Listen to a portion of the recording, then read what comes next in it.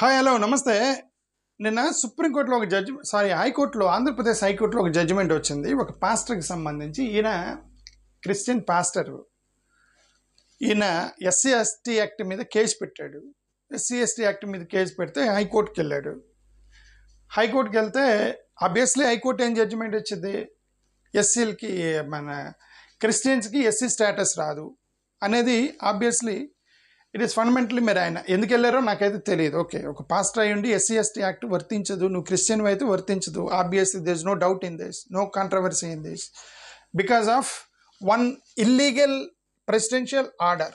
ఎందుకు వర్తించదంటే, ఒక ఇల్లీగల్ అన్యాయమైనటువంటి ఒక ఇల్లీగల్ ప్రెసిడెన్షియల్ ఆర్డర్ ఒకటి పెట్టారు. ఆ ప్రెసిడెన్షియల్ ఆర్డర్ 1950 ప్రెసిడెన్షియల్ ఆర్డర్ ఉన్నంత వరకు this is an illegal, 100% say it is an illegal order. ఎందుకు this is an illegal order అంటే, దెర్ ఇస్ నో వ్యాలిడిటీ. రాజ్యాంగ విరుద్ధమైనటువంటి ఒక 1950 షెడ్యూల్ క్యాస్ట్ ఆర్డర్, రాజ్యాంగ విరుద్ధం కాకపోయినా ఒక ఆర్డర్ అయితే వేసింది గవర్నమెంట్. దాని ప్రకారమే కోర్టులు జడ్జిమెంట్లు ఇస్తాయి. కాబట్టి నువ్వు ఎలిజిబుల్ కాదు ఎస్సీ ఎస్టీకి అనేది ఇస్తారు. There is no doubt in this, there is no controversy, no SC ST to pastors. Okay, కోర్టులు ఏ కోర్టులు అయినా అవే జడ్జిమెంట్ ఇస్తాయి. సో అలాగే ఆంధ్రప్రదేశ్ హైకోర్టు జడ్జిమెంట్ ఇచ్చింది. దాంట్లో తప్పు లేదు, హైకోర్టు ఇచ్చిన జడ్జిమెంట్లో తప్పు లేదు. ప్రాబ్లం ఎక్కడుందంటే, హైకోర్టు ఒక కామెంట్ చేసిందంట. హైకోర్టు ఏమని కామెంట్ చేసింది, నేను అది చదివిన తర్వాత చూడు, ఈరోజు టైటిల్ పెట్టారు, when faith meets law, Andhra Pradesh high court rules ఎస్సీస్ lose status after converting to Christianity అనేది very fundamental. Okay, because of 1950 schedule caste order ఉంది కాబట్టి అది ఉన్నంత వరకు మీరు యూ లూజ్ ఎస్సీ స్టేటస్.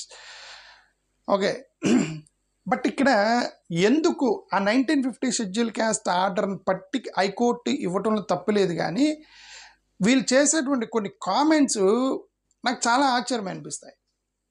ఏమని చెప్పింది, ఎందుకు అసలు 1950 షెడ్యూల్ కాస్ట్ ఆర్డర్ ఎందుకు వేసావు అనే దాని మీద నేను గతంలో ఓ పెద్ద వీడియోని పెట్టాను. 150,000 మంది చూశారు అంతే ఆ యొక్క వీడియోని. నేను మళ్ళీ అది ఆ హిస్టరీ మొత్తం చెప్పడం అనవసరం. ఓకే, ఆ 1950 షెడ్యూల్ కాస్ట్ ఆర్డర్ పెట్టినప్పుడు కానీ, 1950లో ఇలాంటి కోర్టు జడ్జిమెంట్లు వచ్చినప్పుడు కానీ, సుప్రీంకోర్టులో జడ్జిమెంట్ వచ్చినప్పుడు కానీ, వాళ్ళు ఫండమెంటల్గా ఒక ప్రశ్న వాళ్ళు they are saying one thing. ఒకటి అంటున్నారు, ఒక కామెంట్ చేస్తున్నారు. ఏంటంటే,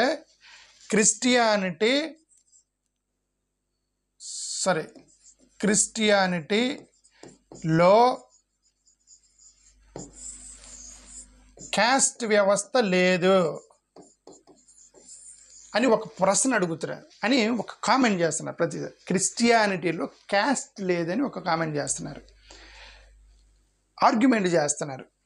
ఫండమెంటల్లీ ఒకటి అర్థం చేసుకోవాలి, ఏంటంటే క్యాస్ట్స్ అనేవి భారతదేశంలో క్యాస్ట్ వ్యవస్థ అనేది it is approved and recognised.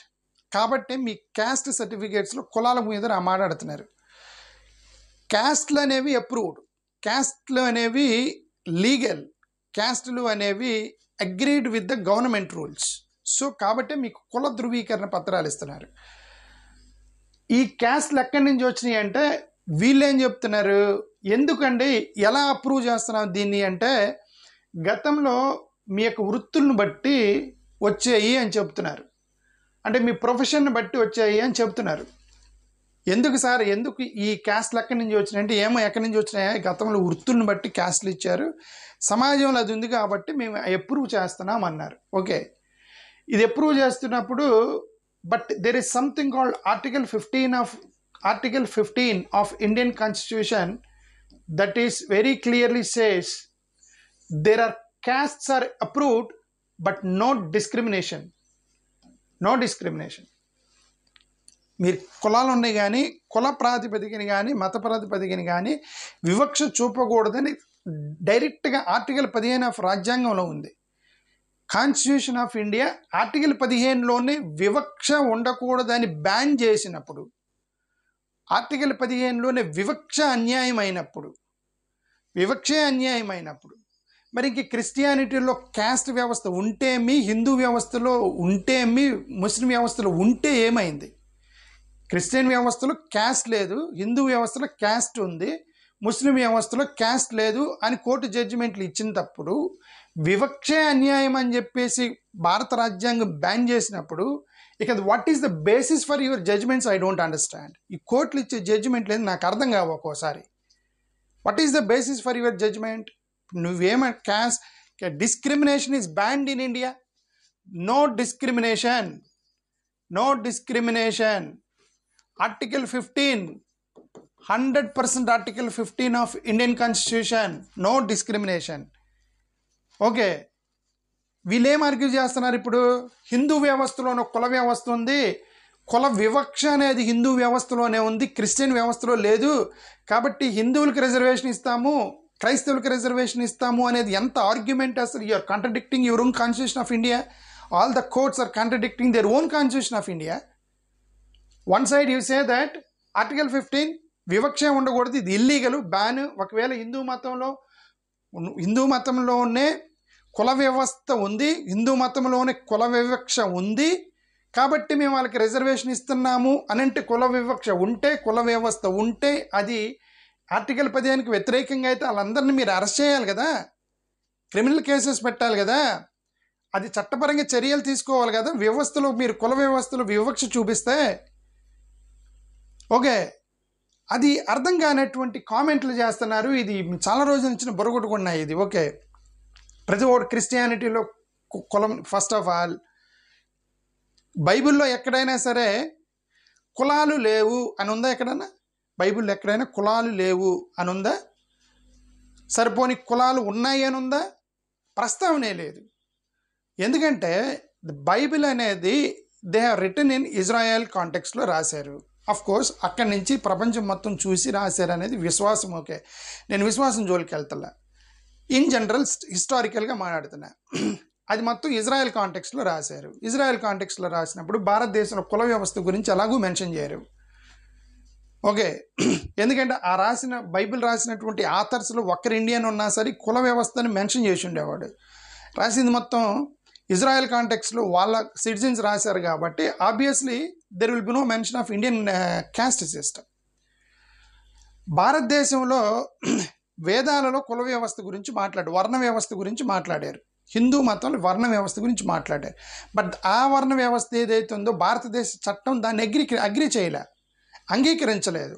అది చట్టబద్ధం కాదు, అది ఒక మత విశ్వాసంలో ఉంది వర్ణ వ్యవస్థ అనేది, అంతే తప్ప భారతదేశం దానికి ఆమోద ముద్ర వేయలే. ఇదిగోండి, నువ్వు బ్రాహ్మణుడు, క్షత్రుడు, వైశ్య, శూద్రుడు అనేది there is no legal validity for that claim. Whatever they're claiming in Hindu Vedas that about varna vyavastha, అది లీగల్గా క్లెయిమ్ కానప్పుడు దాన్ని బేస్ చేసుకుని నువ్వు రిజర్వేషన్ ఇస్తానని చెప్పి ఎలాంటి కామెంట్స్ కోర్టులు చేస్తున్నాయి?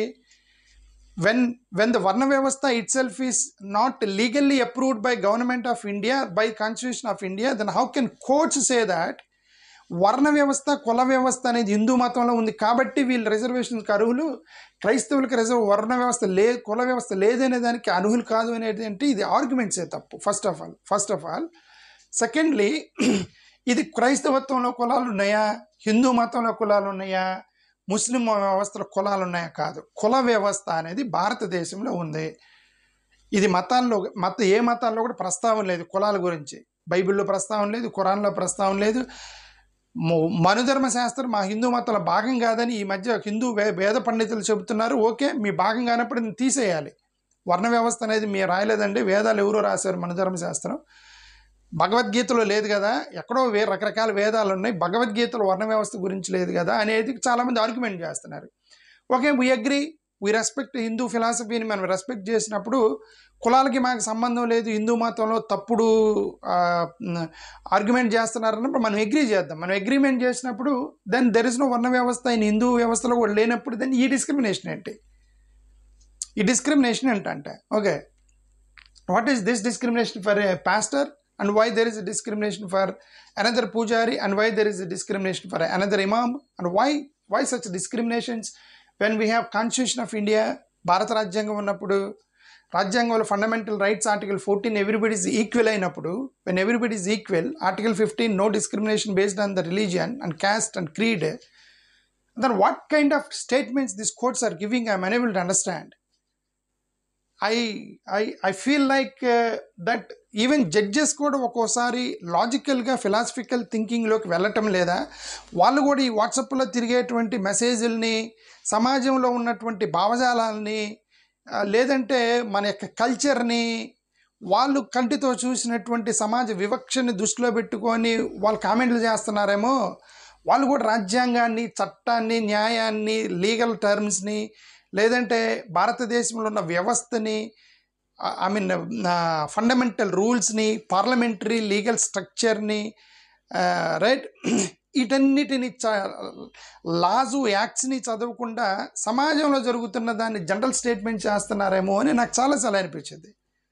అదర్వైజ్ ఈ ఆర్టికల్ అదే 1950 షెడ్యూల్ క్యాస్ట్ ఆర్డర్ ఉన్నంత వరకు అది ఒక ఇల్లీగల్ అయినప్పటికీ కూడా,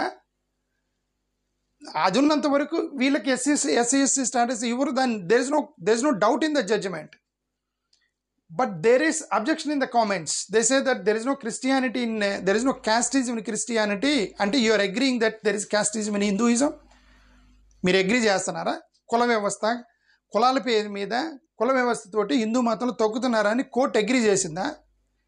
మరి అది తొక్కుతున్నప్పుడు ఆర్టికల్ 15 మీరు అది చేయకూడదని, ఆర్టికల్ 15లో no discrimination based on caste అనేది ఒక రాజ్యాంగంలో ఉన్నప్పుడు మరి వాళ్ళందరినీ మీరు అరెస్టులు చేయాలి కదా. ఓకే, ఇదంతా contradictory statements to one another. And ఈ జడ్జిలు కూడా ఎలా ఎందుకు కామెంట్లు చేస్తున్నారని నాకు అర్థం అవట్లేదు. థ్యాంక్ యూ, నమస్కారం.